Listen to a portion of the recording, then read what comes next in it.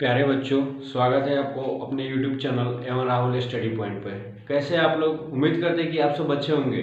तो आज मैं आप लोगों को क्लास 10th की VVI ऑब्जेक्टिव लेकर आया हूं, जो कि एग्जाम की दृष्टि से बहुत ही मोस्ट क्वेश्चन है, बहुत ही मोस्ट VVI है। अभी क्या है कि देखिए, मेरे चैनल पर daily by daily per day हर दिन एक न्यू वीडियो अपलोड होता है, जो कि एग्जाम की दृष्टि से बहुत ही VVI क्वेश्चन होता है। यदि अभी तक आप मेरे चैनल पर नहीं जुड़े हैं तो प्लीज़ आप मेरे चैनल को एक बार अवश्य विजिट कीजिए। अगर मेरा वीडियो अच्छा लगेगा तो आप लाइक कीजिएगा, सब्सक्राइब कीजिएगा, और अच्छा नहीं लगे तो आप डिसलाइक होकर चले जाइएगा।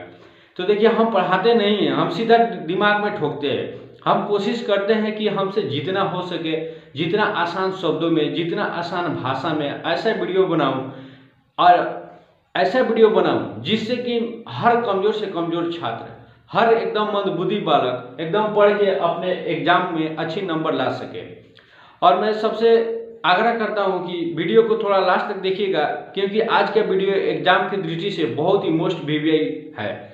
तो चलिए, मैं आपको बारी बारी से क्वेश्चन बोर्ड पे लिखा हूं और आपको मैं बारी बारी से मैं समझाऊंगा और आपको बताऊंगा। तो चलिए, क्वेश्चन नंबर 1 पढ़िए, थोड़ा देखिए क्वेश्चन 1 में क्या कहता है। वीडियो को लास्ट तक देखिएगा, क्योंकि यह एग्जाम की दृष्टि से बहुत ही मोस्ट VVI क्वेश्चन है। चलिए देखते हैं 1 नंबर क्वेश्चन में क्या कर रहा है। 6, 8 और 22 का लघुत्तम समापवर्तक और महत्तम समापवर्तक का अनुपात है। तो सबसे पहले हम क्या निकालेंगे? 1 नंबर, देखिए 1 नंबर क्वेश्चन में 6, 8 और 22 का LCM निकालेंगे और HCF निकालेंगे। तो सबसे पहले 6, 8 और 22 का हम LCM निकालते हैं। तो देखिए 2 3 6, 2 चौके 8, 2 से 11।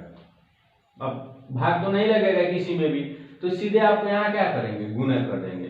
गुना करेंगे तो 3 दूना 6, 6 चौका 24, और 24 में 11 से गुना करेंगे तो देखिए 24 एकम 24, 4 एकम 4, 2 एकम 2, नहीं 4, 4 को 2 को 6 को 264।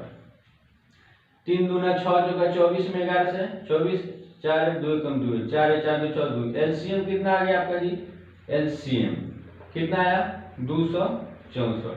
और इसका महत्तम समापवर्तक निकालेंगे तो भाग विधि से महत्तम निकाल देते हैं। देखिए 6 से 8 में 6 कम 6, 2 2 3 2 से फिर 6 में 2 3 6 कट गया। अब फिर 2 से कितना बचा? एक महत्तम 22, 2 से 22, तो 2 से 2 एकम 2 कट गया, फिर 2 से 2 एकम 2 कट गया। यानी इसका महत्तम समापवर्तक कितना आ गया जी? 2। तो कह रहा है लघुत्तम और महत्तम का अनुपात। तो लघुत्तम ऊपर है तो 200, यानी कि LCM 264 बटा महत्तम कितना है? 2। इसका अनुपात, अनुपात का मतलब होता है बटा, यानी कि दो राशियों का तुलना। तो LCM 264 बटा 2, 2 से 1 कटेगा तो 1, और 2 से 1 कटेगा तो 2 कम 2 2 3 6, 2 2 4, यानी आ गया 132 बटा 1, यानी कि आपका आ जाएगा 132 अनुपात 1। आपका करेक्ट आंसर 132 अनुपात 1। देखिए ऑप्शन नंबर ए में दिया है 132 अनुपात 1। तो नोट कीजिए इसको या स्क्रीनशॉट लीजिए। मैं अभी आपको क्वेश्चन नंबर 2 बता रहा हूं।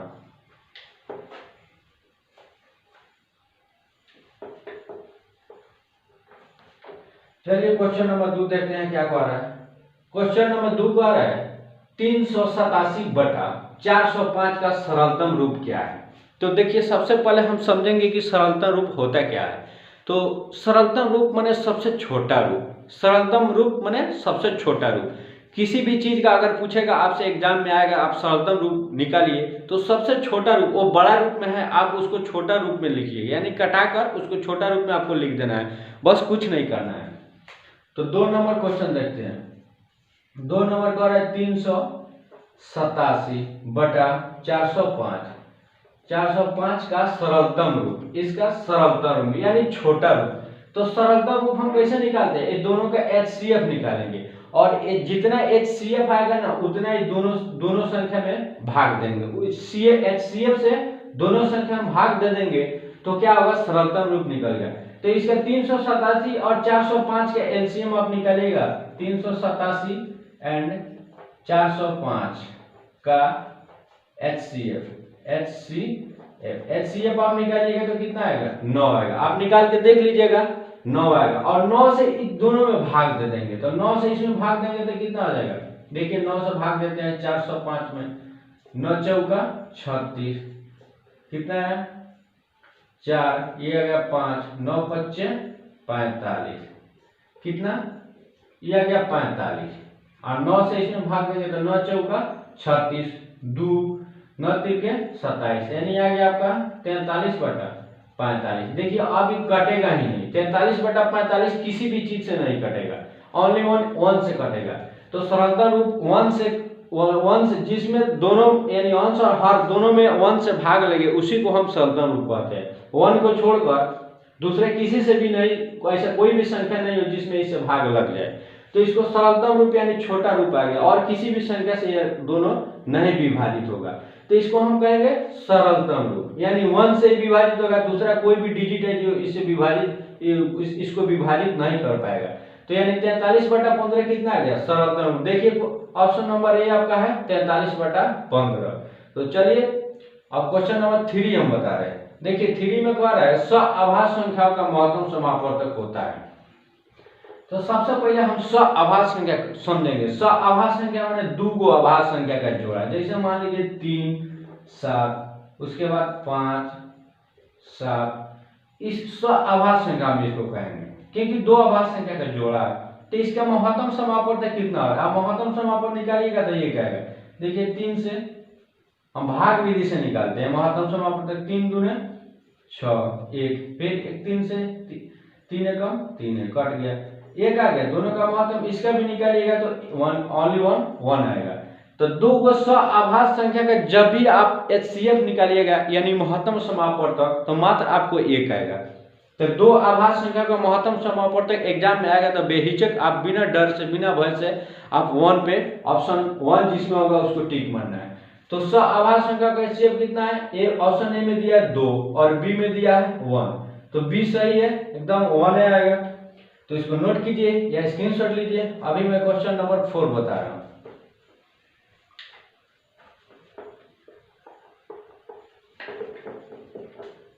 देखिए 4 में क्या कर रहा है, √5 क्या है, √5 क्या है।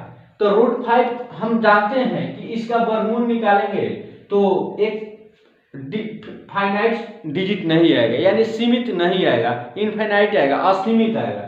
इसका दशमलव कभी भी इसका वर्गमूल निकालेंगे ना तो कभी भी हम वर्गमूल का पूर्ण डिजिट नहीं हमको मिलेगा, यानी आता रहेगा एकदम। तो इसको हम क्या कहेंगे, अपरिमेय संख्या। तो √5 क्या है, देखिए ऑप्शन ए में दिया है पूर्णांक संख्या, बी में परिमेय संख्या, सी में दिया आपका अपरिमेय संख्या, जो कि करेक्ट आंसर आपका करेक्ट ऑप्शन सी होगा। अब देखिए 5 नंबर क्वेश्चन क्या कर रहा है, 5 में कर रहा है अगर p एक अभाज्य संख्या है, करें अगर p एक अभाज्य संख्या है, जैसे मान लेते हैं हम p क्या है, अभाज्य संख्या 3 है, 5 भी हो सकता है, ठीक है, और p बराबर क्या होता है अभाज्य संख्या 7 भी, कुछ भी हो सकता है। मान लेते हैं p तीनों में से कोई एक मान लीजिए अभाज्य संख्या है, तो √p क्या होगा, यानी कि √p क्या होगा, तो यहाँ √p, तो √p को माने हम कितना 3, तो √p है तो √3 क्या होगा, √3 यानी √5 और √7, तो ये क्या हो जाएगा, ये हमको मालूम है कि इसका वर्गमूल कभी नहीं निकलेगा, एकदम दशमलव के रूप में आता ही रहेगा, तो ये कभी सीमित नहीं है, असीमित है, जो कि हम इसको अपरिमेय संख्या कहते हैं। तो देखिए 5 का अपरिमेय संख्या कहाँ दिया है आपका, अपरिमेय संख्या ऑप्शन नंबर सी आपका करेक्ट आंसर हो जाएगा। चलिए 6 नंबर क्वेश्चन समझते हैं। 6 नंबर क्वेश्चन क्या है, किसका दशमलव प्रशांत शांत है। दशमलव प्रशांत शांत, एक शांत होता है और एक अशांत होता है। शांत उसको बोलते हैं जो फिनिट यानी समाप्त हो जाता है। जैसे मान लीजिए किसका दशमलव प्रशांत, यानी 2 के पावर m इंटू 5 के पावर n, यदि इस रूप का आएगा ना तो उसको आप दशमलव प्रशांत शांत कहिएगा। तो देखिए ए में दिया है 13/210, तो 210 तो इसका रूप इस रूप का आएगा नहीं। 1600 को हम अभाज्य गुणनखंड निकालते हैं, 1600 का 2 से 800, फिर 2 से 400, और 2 से 200, फिर 2 से 100, फिर 2 से 50, फिर 2 से 25, फिर 5 से 5। तो हम देखते हैं यहाँ 2 कितना बार है, देखिए 1 2 3 4 5 6, 2 के पावर 6 इंटू 5 कितना है 1 2, 5 कितना है 2। तो देखिए 2 गुना 5, इसका पावर कुछ भी हो लेकिन क्या है आधार में जो 2 और 5 होना चाहिए। इस रूप का आ गया 2 के पावर m इंटू 5 के पावर m, यानी पावर से हमको मतलब नहीं है, हमको बेस में क्या आना चाहिए 2 और 5 आना चाहिए। तो आपका इस रूप का आ गया है, तो आपका करेक्ट आंसर कितना हो जाएगा बी नंबर 15/1600 है, जिसका दशमलव परसेंट क्या है जी शांत, दशमलव परसेंट शांत होगा। तो 2 के पावर m इंटू 5 के पावर n जो भी आएगा उसका दशमलव परसेंट शांत होगा, जो नहीं आएगा उसका दशमलव परसेंट अशांत होगा। तो उम्मीद करते हैं कि आप सबको क्वेश्चन बहुत ही अच्छा से समझ में आता होगा। यदि समझ में नहीं आ रहा होगा तो आप मेरे कमेंट बॉक्स में कमेंट करके हमको पूछ सकते हैं।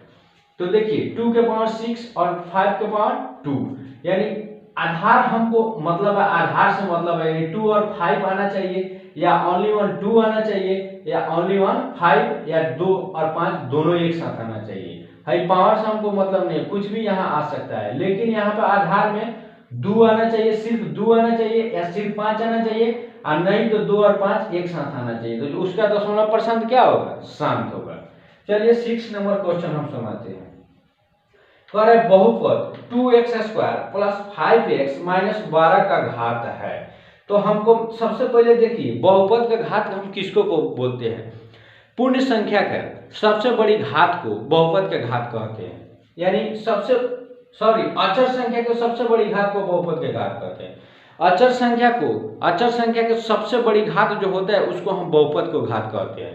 तो देखिए बहुपद का घात पूछ रहा है, तो सबसे बड़ी चर संख्या का सबसे बड़ी घात कौन है, अचर संख्या नहीं, अचर मतलब जिसका मान न बदले, और चर संख्या का घात सबसे बड़ा हो ना वो बहुपद होगा। तो चर x है, इसमें भी x है, सबसे बड़ा घात क्या है 2 है, यहाँ पे 1 है, तो सबसे बड़ी घात 2 है। तो इसका करेक्ट ऑप्शन आपका बी आ जाएगा, जो 2 दिया है। किसी भी अगर बहुपद दिया होगा और उसमें पूछेगा कि आपको बहुपद का घात इसमें ज्ञात कीजिए, जैसे मान लीजिए यहाँ पर दिया है 3x5 प्लस x² प्लस 2 बराबर 0, यहाँ पर आपका दिया है और कह रहे हैं बहुपद का घात, बहुपद का घात इक्वल टू क्या होगा। तो बहुपद का घात हमको मालूम है कि चर संख्या के सबसे बड़ी घात को ही हम बहुपद को घात कहते हैं। तो इसमें चर संख्या का सबसे बड़ा घात क्या है, चर यही ना x है, इसमें भी x है, तो सबसे बड़ा घात 2 है, तो 2 को ही हम 5 है, तो 5 को ही हम बहुपद का घात कहेंगे। तो उम्मीद करते हैं कि आप सबको अच्छा से समझ में आ रहा होगा। चलिए हम आगे बढ़ते हैं, अब स्क्रीनशॉट लीजिए या इसको नोट कीजिए, हम आपको 7 नंबर क्वेश्चन बता रहे हैं।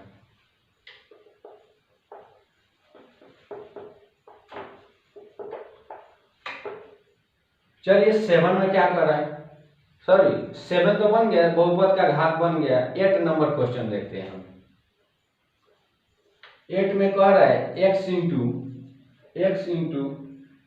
x² प्लस 2x बराबर 1। तो देखिए बहुत ही इजी क्वेश्चन है यार, हम क्या करेंगे x से दोनों टर्म में हम गुना कर देंगे, बस आपका आंसर आ जाएगा। देखिए यार x में x² से गुना करेंगे तो x³ प्लस 2, और x में x से गुना करेंगे तो 2x², आपका करेक्ट आंसर आ गया। अब देखिए ऑप्शन नंबर कौन सा में ए दिया है, तो देखिए ऑप्शन ए में दिया x³ प्लस 2x², तो आपका यही करेक्ट आंसर हो जाएगा क्या, x³ plus 2x²। Option number A आपका फर्स्ट बार मिल गया करेक्ट आंसर। तो देखिए क्वेश्चन नंबर 9, क्वेश्चन नंबर 9 में क्या कर रहा है, देखिए क्वेश्चन नंबर 9, एक द्विघात बहुपद के शून्यकों का योग, तो शून्य का योग हम उसको इंडिकेट करते हैं अल्फा प्लस बीटा से, तथा शून्यकों का गुणनफल यानी अल्फा इंटू बीटा क्रमशः 3 तथा -40 हो तो द्विघात बहुपद है। तो देखिए हमको मालूम है द्विघात बहुपद यानी शून्यकों का योग, सबसे पहले हम लिखते हैं शून्यकों का योग, इसको हम बोल सकते हैं अल्फा प्लस बीटा, यानी कितना दिया है शून्यकों का योग तथा शून्यकों का गुणनफल। शून्यकों का योग दिया है 3 और शून्यकों का गुणनफल ये क्या, इसको हम बोल सकते हैं अल्फा इंटू बीटा बराबर दिया है -40। तो बहुपद द्विघात बहुपद पूछ रहा है, तो द्विघात बहुपद का सूत्र होता है द्विघात बहुपद इक्वल टू होता है एक्स स्क्वायर माइनस मूलों का योग इंटू एक्स प्लस मूलों का गुणनफल। ये फॉर्मूला आप याद कीजिएगा क्योंकि ये बहुत ही मोस्ट वेरी इंपॉर्टेंट फॉर्मूला है। आपको एग्जाम में एकदम निश्चित है कि ये पूछा जाएगा ये क्वेश्चन आपसे। तो देखिए मूल्य शून्यकों का योग दिया है और शून्यकों का गुणनफल दे दिया है। आपको पूछ रहा है द्विघात समीकरण क्या होगा, तो ये द्विघात समीकरण का फॉर्मूला होता है एक्स स्क्वायर माइनस मूलों का योग इंटू एक्स प्लस मूलों का गुणनफल बराबर एक्स स्क्वायर माइनस मूलों का योग यानी अल्फा प्लस बीटा कितना दिया है 3 इंटू एक्स प्लस मूलों का गुणनफल कितना है -40 बराबर एक्स स्क्वायर माइनस 3x हो जाएगा प्लस माइनस -40। देखिए ऑप्शन नंबर दिया होगा आपका, किसी भी ऑप्शन में आपका ये दिया होगा 9 number x square minus 3x -40। First option यानी ए नंबर में आपको ये दिया है, आपका करेक्ट आंसर ए आ जाएगा। तो चलिए चलिए इसको नोट कीजिए, स्क्रीनशॉट लीजिए। मैं अभी आपको क्वेश्चन नंबर 10 बता रहा हूं।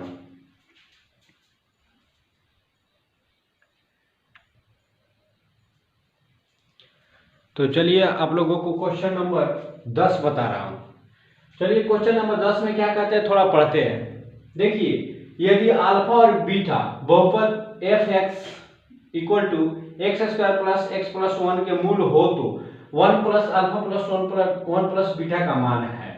तो चलिए सबसे पहले क्वेश्चन नंबर 10 इसको सोल्व करते हैं, थोड़ा ध्यान दीजिएगा। देखिए 1 plus alpha plus 1 plus beta 1 plus alpha plus 1 plus beta equal to होता है क्या, यहाँ पे एलसीएम लेंगे अल्फा बीटा का एलसीएम अल्फा बीटा, अल्फा से अल्फा कटेगा बीटा बचेगा, बीटा में 1 से गुणा करते बीटा हो जाएगा प्लस फिर बीटा से बीटा अल्फा बचेगा अल्फा। यहाँ पर होता है क्या अल्फा प्लस बीटा यानी कि मूलों का योग यानी कि अल्फा प्लस बीटा मूलों का योग और अल्फा इंटू बीटा मूलों का योग यानी -b बाई ए और मूलों का गुणनफल यानी c बाई ए होता है। तो चलिए हम इसको वैल्यू पुट करते हैं। यहाँ पर a आ गया, a हो गया एक्स स्क्वायर और b a b c, यहाँ पे a हो गया b हो गया c हो गया, तो -b बाई ए। देखिए -b बाई ए गुना हो जाएगा, a ऊपर चला जाएगा a बाई c, अब a से a कैंसिल बचेगा कितना -b बाई c। तो -b यहाँ पे a हो गया b हो गया, कितना है 1 है, तो -b कितना आ जाएगा -1 और c कितना है 1 है, यानी c कितना है 1 है, तो -1/1 मतलब -1 आ गया। इसको हर के नीचे आप 1 दे सकते हैं या नहीं भी दे सकते हैं।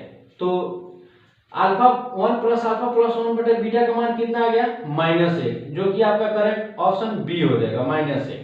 तो इसको नोट कीजिए या स्क्रीनशॉट लीजिए। अभी मैं आपको क्वेश्चन नंबर 11 बता रहा हूं। देखिए समीकरण युग्म 2x प्लस 3y बराबर 5 तथा 4x प्लस 6y बराबर 15 का हल है। दो समीकरण दिया है, जोड़ा युग्म माने जोड़ा, दो समीकरण दिया है, उसका कार्य कि हल क्या है, अद्वितीय हल, अनंत हल, कोई हल नहीं, आरटी में इनमें से कोई नहीं। तो सबसे पहले हम ज्ञात करते हैं a1। देखिए a1 हो गया 2, a2 हो गया 4 और b1 हो गया 3 और b2 हो गया 6 और c1 हो गया 5 और c2 हो गया 15।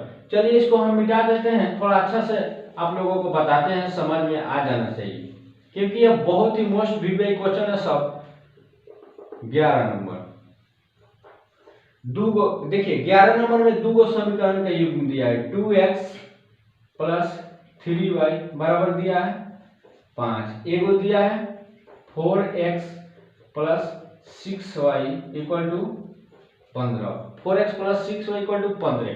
तो हम लिखेंगे a1 बटा a2, जो हम a1 है 2 है और a2 कितना है 4 है, तो 2 से 2 दूना 4, 1 आएगा, 1/2।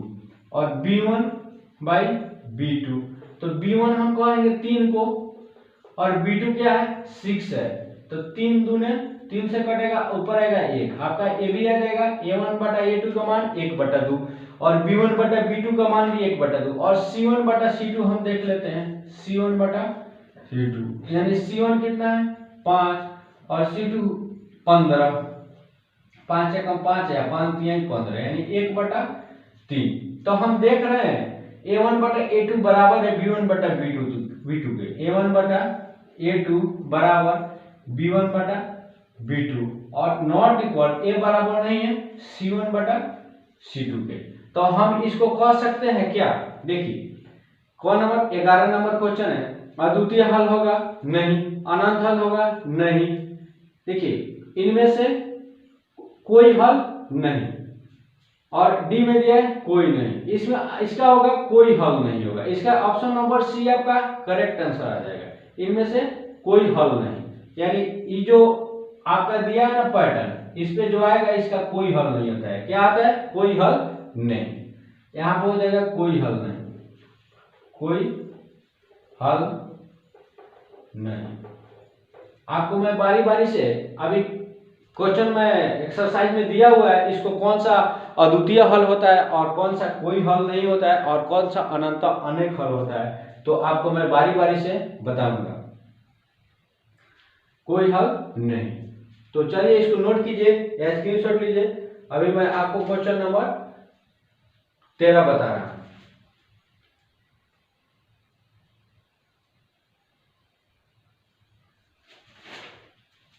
देखिए कोई हल नहीं, क्वेश्चन नंबर 13 नोट कीजिए, स्क्रीनशॉट लीजिए।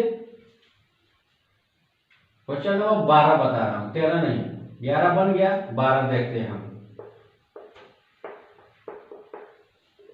देखिए 12 में क्या कह रहा है, यदि रैखिक समीकरण का युग्म संगत हो तो रेखाएं होगी, रैखिक समीकरण का युग्म संगत हो तो रेखाएं होगी, हमेशा समपाती, समानांतर, हमेशा प्रतिच्छेदी, और डी में दिया है प्रतिच्छेदी या समपाती, तो आपका करेक्ट आंसर क्या आ जाएगा डी हो जाएगा। जो जब रेखाएं का युग्म संगत हो तो रेखाएं क्या होती है, जब संगत होती है तो प्रतिच्छेदी या समपाती होती है, और संगत नहीं होती है तो कोई भी हो सकता है।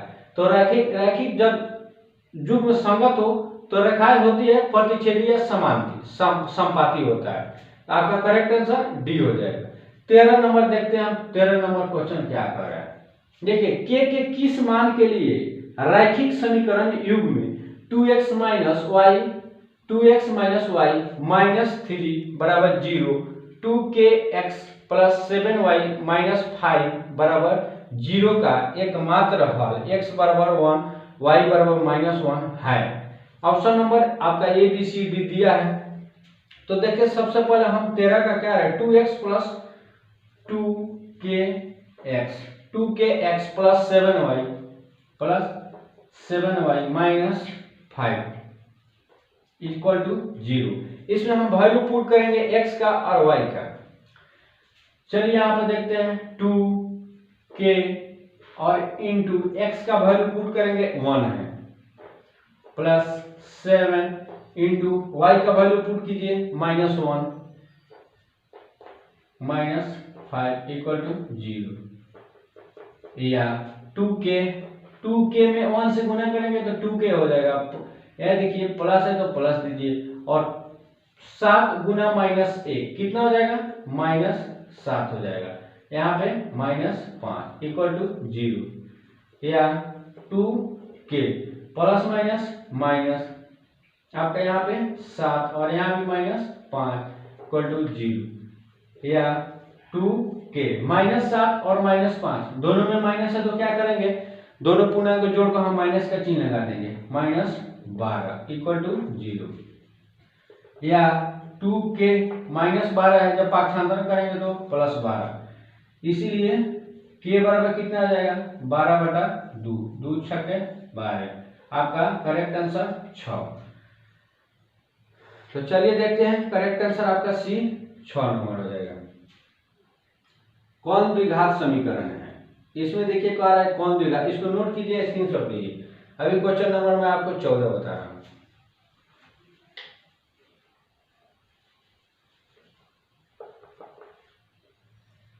देखिए 14 में कह रहा है कौन द्विघात समीकरण है।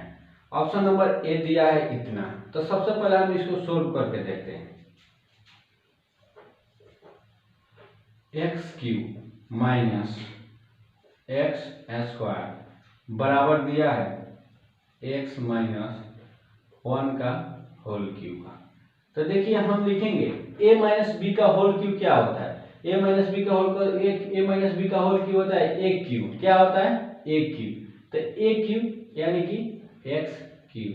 a cube minus 3a square b, 3a square b, 3a square b plus 3ab square plus 3a b square, b का एक का square, 3ab square minus b cube यानी कि 1 क्यूब।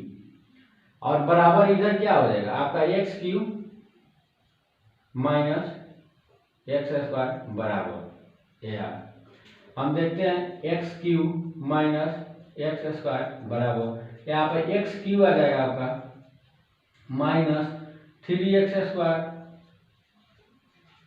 और यहाँ पर देखिए 1 का स्क्वायर 1 होगा तो प्लस 3x आएगा, प्लस 3x और माइनस 1 का क्यूब 1 आएगा। तो देखिए हम इसको पाक्षांतरण करेंगे यानी कि यहाँ पर हम 0 लाएंगे। ये दोनों x cube minus x square का बराबर का दाहिने साइड में हम भेजेंगे। तो देखिए एक्स क्यूब लिखेंगे, यहाँ प्लस है तो यहाँ पर माइनस एक्स क्यूब आ जाएगा। देखिए माइनस 3x स्क्वायर है, यहाँ पर माइनस एक्स स्क्वायर है। जब पाक्षांतरण करेंगे तो प्लस एक्स स्क्वायर हो जाएगा। अब बचेगा कितना प्लस 3x माइनस 1 बराबर 0। यहाँ कुछ नहीं है तो 0 हम लिख दिए। यहाँ देखिए minus x cube plus x cube cancel और माइनस 3x स्क्वायर, 3 गो एक्स स्क्वायर है, 1 गो एक्स स्क्वायर है। तो 3 गो एक्स स्क्वायर में से 1 गो एक्स स्क्वायर घट जाएगा, कितना आ जाएगा minus 2x square, minus 2x square और minus 2x square plus 3x minus 1 बराबर 0। आपका कितना क्वेश्चन नंबर 14 कौन द्विघात समीकरण है। तो देखिए द्विघात समीकरण आ गया यानी कि चर संख्या का घात क्या है, एक पूर्ण संख्या है कि नहीं। तो आपका चर संख्या घात पूर्ण है, ये द्विघात समीकरण है। आपका question number option number A आपका करेक्ट आंसर आएगा 14। 15 हम देख लेते हैं 15 में क्या कर रहे हैं। चलिए बोर्ड मिटाते हैं, इसको नोट कीजिए, स्क्रीनशॉट लीजिए। अभी मैं क्वेश्चन नंबर 15 देख बता रहा हूं।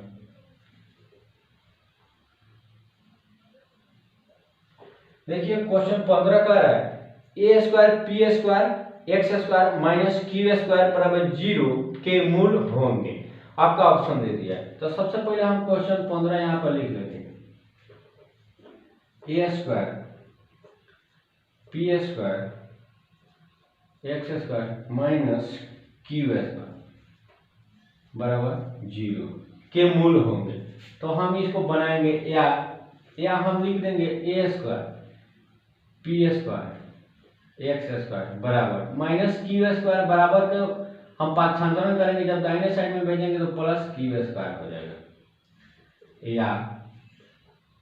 या हम क्या करेंगे या एक्स स्क्वायर करेंगे या एक्स स्क्वायर बराबर एक देखिए इधर गुना में है तो क्यू स्क्वायर में जाकर ये आपका क्या हो जाएगा क्यू स्क्वायर बटे ए स्क्वायर और पी स्क्वायर भागा में हो जाएगा।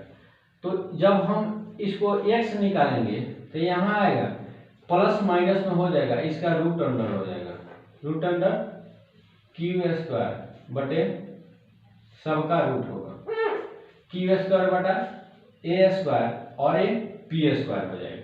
तो देखिए हम प्लस माइनस तो लिखेंगे क्यू स्क्वायर यानी 2 गो क्यू है तो 1 गो क्यू बाहर आ जाएगा और बटा ए स्क्वायर का ए आ जाएगा और पी स्क्वायर का पी आ जाएगा। तो देखिए प्लस माइनस क्यू बटा ए पी। आपका ऑप्शन कौन दिया है प्लस माइनस क्यू बटा ए पी। आपका करेक्ट आंसर कितना आ जाएगा डी। तो इसको नोट कीजिए, स्क्रीनशॉट लीजिए। मैं अभी आपको क्वेश्चन नंबर 16 बताऊंगा।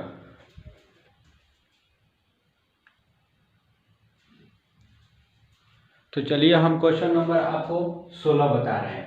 देखिए क्वेश्चन नंबर 16 क्या कह रहा है, द्विघात समीकरण का पूर्ण हल देने वाले गणितज्ञ कौन थे। तो द्विघात समीकरण का पूर्ण हल देने वाले गणितज्ञ कौन थे। अब्राहम, देखिए श्रीधराचार्य, अब्राहम गुप्त, और सी में अब्राहम बार, और डी में कोई नहीं। तो द्विघात समीकरण का पूर्ण हल देने वाले आपका अब्राहम बार थे। कौन गणितज्ञ थे, आप सी आपका करेक्ट आंसर आ जाएगा, अब्राहम बार। चलिए 17 नंबर देखते हैं, द्विघात समीकरण x² - 5x - 300 = 0 का विविक्तर होगा। तो हम क्वेश्चन नंबर देखते हैं यहाँ पे 17। क्वेश्चन नंबर 17 कह रहा है, द्विघात समीकरण दिया है आपका x² - 5x - 300 = 0। तो विविक्तर पूछ रहा है। हम विविक्तर को इंग्लिश में क्या बोलते हैं, डी, यानी डी बराबर व्हाट। तो हम इसको ए बोलेंगे, इसको बी, इसको सी। तो हम ए बराबर 1 लिख सकते हैं, और बी बराबर कितना है -5, और सी बराबर कितना है -300। तो विविक्तर यानी डी का फॉर्मूला होता है, जो आप याद कर लीजिएगा, डी बराबर होता है b² - 4ac। तो b बराबर कितना, b हम कितना माने -5 का स्क्वायर -4 इंटू ए कितना माने 1, और सी कितना माने -300। देखिए 5 25, 5 में 5 से गुना करिएगा तो 5 25 आ जाएगा, और माइनस को 2 बार गुना करते हैं तो प्लस आ जाता है। देखिए माइनस है तो माइनस दे दीजिए, 4 गुना 1 कितना आएगा 4 है, और गुना है -300। तो देखिए यहाँ पे 25 और माइनस गुना माइनस प्लस हो जाएगा, 4 तिहाई 1200, कितना आ जाएगा 4 तिहाई 1200, माइनस गुना माइनस प्लस, और 3 चौका 1200, और 1200 में 25 जोड़िएगा तो कितना आएगा 1225। देखते हैं ऑप्शन नंबर कितना में दिया है, 1225 आपका करेक्ट आंसर ए नंबर दिया है। आपका करेक्ट ऑप्शन आ जाएगा ए नंबर 1225। चलिए हम 18 नंबर करते हैं, निम्न में कौन एपी में नहीं है। तो एपी में कौन होता है, सबसे पहले ए देखेंगे, एपी में कौन होता है, जिसका सार्व अंतर यानी डी जब समान हो वह एपी में होता है, और जिसका डी समान नहीं होगा वह एपी में नहीं होगा। तो देखते हैं इसमें कौन एपी में नहीं है। देखिए ये 3 है 4 है, तो डी हम निकालते कैसे हैं, अगला पद में से पहला पद घटाते हैं। तो 4 में से 3 गया 1, आपका डी आ जाएगा 1, और इसमें 5 में से 4 गया 1, फिर 6 में से 5 गया 1, यानी कि सबका डी एकदम 1 आ रहा है, तो एपी में है, इसको छोड़ देते हैं। बी नंबर देखिए 8 में से 5 जाएगा 3, और 11 में से 8 जाएगा 3, 14 में से 11 जाएगा 3, ये भी एपी में हो जाएगा। सी में देखते हैं, दूसरा का पद यानी आगे वाले पद में से पीछे वाले घटाते हैं, और उसको हम डी बोलते हैं। तो 6 में से 2 गया 4, इसका डी 4 आया, और 10 में से 6 गया 4, 14 में से 10 गया 4, इसका भी डी क्या आ रहा है 4 आ रहा है, सेम आ रहा है, तो ये भी एपी में नहीं होगा। लास्ट ऑप्शन डी आपका बच गया, यह एपी में दिया हुआ है। इसका जब हम सार्व अंतर निकालेंगे ना तो किसी में बराबर नहीं होगा, जो कि ये एपी में नहीं होगा। 19 नंबर देखिए, 19 नंबर का एपी का पहला पद 2 और सार्व अंतर 3 हो तो 8वां पद ज्ञात कीजिए। आपका पहला पद यानी A1 हम बोल सकते हैं। क्वेश्चन नंबर कितना दिया है 19। क्वेश्चन नंबर 19 में एपी का पहला पद यानी A1 हम बोल सकते हैं, कितना दिया है 2, और सार्व अंतर यानी कि डी मान लीजिए कितना दिया है 3, डी 3 दिया है, तो हम कह रहे हैं 8वां पद कह रहे हैं, यानी कि 8वां पद को हम क्या चीज से इंडिकेट करते हैं A8। तो 8वां पद को हम लिख सकते हैं A + 7D। तो A का मान कितना दिया है 2 + 7 इंटू डी का मान 3, तो 2 + 7 का 21, और 21 और 2 23। तो 8वां पद कितना आ जाएगा, आपका करेक्ट आंसर 23 आ जाएगा, जो आपकी करेक्ट ऑप्शन सी नंबर में दिया है 23। तो करेक्ट ऑप्शन सी हो जाएगा। चलिए 20 नंबर क्वेश्चन हम आपको सॉल्व कर रहे हैं, आप इसको नोट कीजिए, स्क्रीनशॉट लीजिए।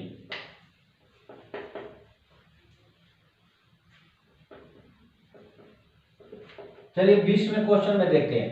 20 कह रहा है 1 से 100 तक के सभी प्राकृतिक संख्याओं का योग होता है।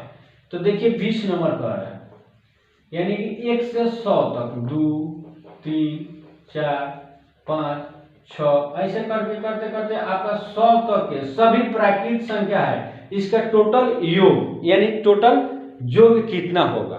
तो हम इसको निकालेंगे। जैसे 2 गो, 1 गो, 3 गो, 3 गो, 6 गो, 4 गो, 10 गो, 10 5 15, 15 6 21, ऐसे जोड़ेंगे ना तो बहुत समय लग जाएगा हमको जोड़ने में। जोड़ते जोड़ते आधा टाइम हमारा खत्म हो जाएगा।